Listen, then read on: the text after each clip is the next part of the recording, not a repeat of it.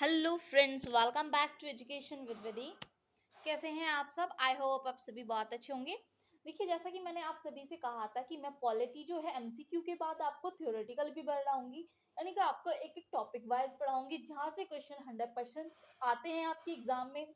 आपका एसएससी हो, आपका यूपी बीएड एंट्रेंस हो, या आपका कोई भी एंट्रेंस का एग्जाम हो जिसमें जीएस जनरल नॉलेज पूछी जाती है, जिसमें पॉलिटी आती है, वहां पर सभी ये क्वेश्चंस इसी टॉपिक से बार बार पूछे जाते हैं। तो देखिए, आज का जो टॉपिक है वो बहुत ज्यादा इम्पोर्टेंट है और आज की हमारी पॉलिटी की फर्स्ट टॉपिक की फर्स्ट क्लास है। तो जैसा कि मैंने आपको एक वीडियो अलग से बनाई हुई है, बीएड एंट्रेंस की प्रिपरेशन कैसे करें और क्या क्या आपसे पूछा जाता है, इंपॉर्टेंट टॉपिक आपके क्या क्या है, वो मैंने सब एक साथ लिखवाए हुए हैं।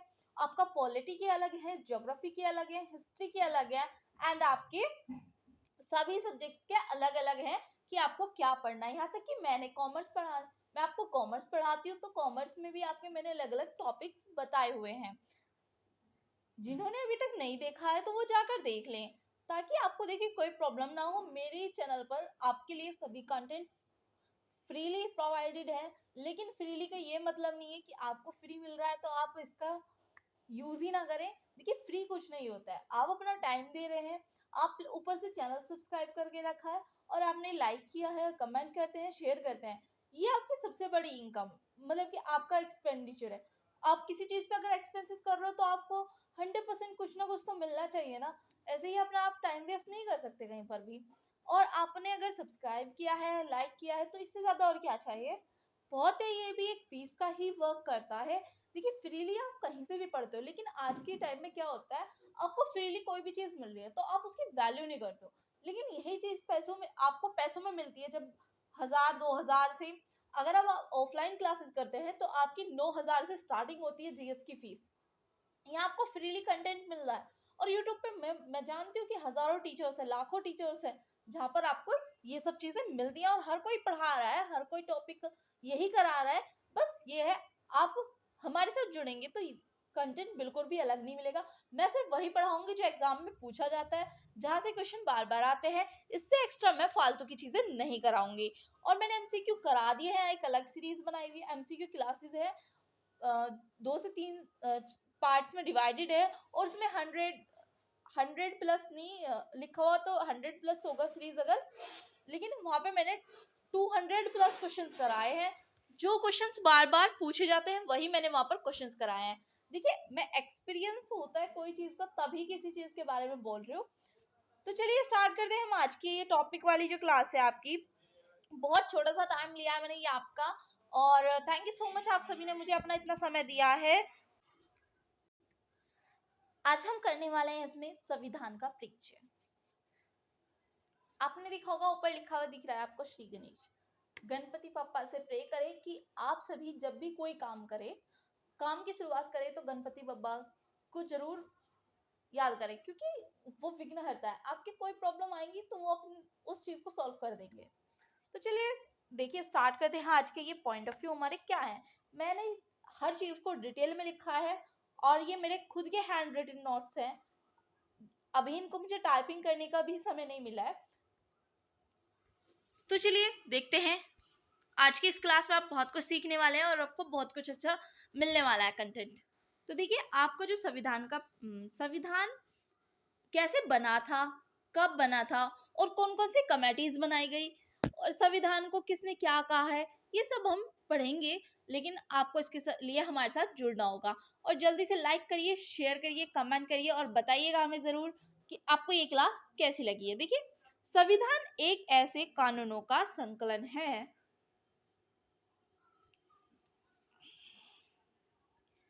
जिसे जनता की सुरक्षा के लिए बनाया जाता है। जो हमारा संविधान है, ये एक ऐसा संकलन है, मतलब कानून इसमें ऐसे बनाए गए हैं जो जनता, यानी कि हम लोग हैं, जनता में हम ही लोग तो आते हैं, हमारी सुरक्षा के लिए बनाया गया है, हमारी सिक्योरिटी के लिए, ताकि हमारा कोई गलत यूज ना कर सके। विश्व में संविधान सभा का विचार ब्रिटेन के व्यक्ति हेनरी मैन के मन में आया था। जो हमारे संविधान सभा का विचार जो है, पूरे वर्ल्ड में जो आया था, वो ब्रिटेन के एक व्यक्ति थे, हेनरी मैन, उनके मन में आया था। विश्व में संविधान सभा को लागू अमेरिका तथा फ्रांस द्वारा किया गया। जो सबसे पहले संविधान लागू करा गया वो आपका अमेरिका और फ्रांस ने करा था। ब्रिटेन देश से सभी देशों ने संविधान का कुछ न कुछ भाग लिया है। ब्रिटेन एक ऐसा देश है जिसके संविधान से सभी देशों ने कुछ ना कुछ पार्ट लिया हुआ है, इसलिए संविधान की जननी ब्रिटेन के संविधान को कहा जाता है। और ब्रिटेन के ही व्यक्ति थे हेनरी मैन, जिनके मन में संविधान सभा का विचार आया था।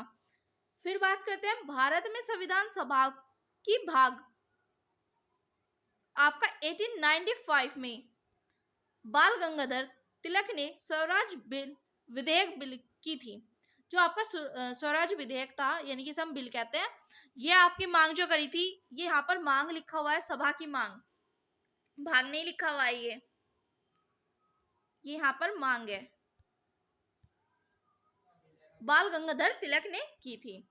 नेक्स्ट पर आते हैं 1922 में महात्मा गांधी ने संविधान सभा की मांग करते हुए एक लेख लिखा था। उन्होंने एक लेख लिखा, भारत का संविधान भारतीयों की इच्छा अनुसार होना चाहिए।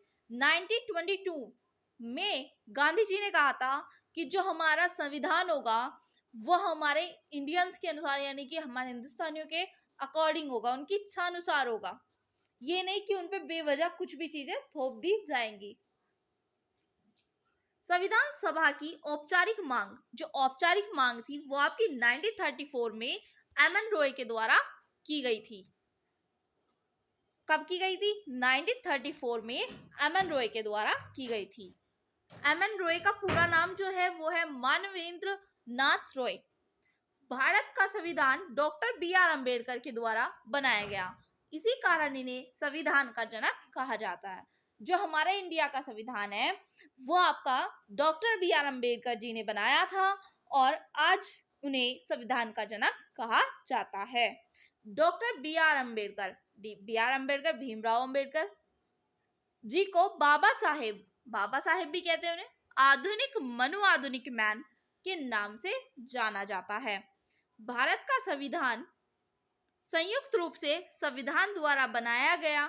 संविधान सभा को कैबिनेट मिशन 1946 के द्वारा बनाया गया है।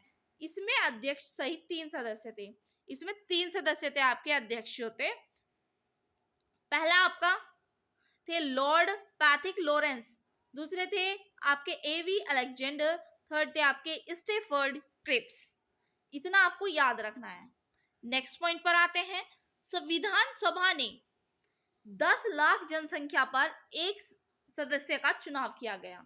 जब संविधान सभा हुई तो उसमें 10 लाख जनसंख्या जो थी उस पर एक सदस्य का चुनाव करवाया गया। फिर आता है आपका कुल संविधान सभा में कितने सदस्य थे।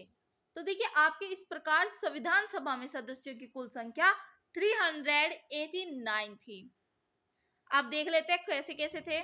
आपके 292 ब्रिटिश प्रांत के थे, 4 आपके चीफ कमिश्नरी प्रांत के थे, 93 आपकी देसी रियासतें इसमें शामिल थी। जैसे कि चीफ कमिश्नरी में आपके 4 कौन कौन से थे, देखिए यहाँ पर। पहला आपका दिल्ली, दूसरा कुगी यानी कि कर्नाटक, थर्ड आपका अजमेर जो कि मेवाड़ में है, फोर्थ आपका बलूचिस्तान जो कि सिंध प्रांत है।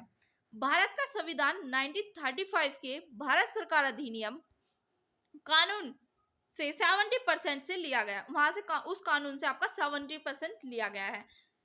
जबकि संविधान का सबसे ज्यादा भाग ब्रिटेन देश से लिया गया है।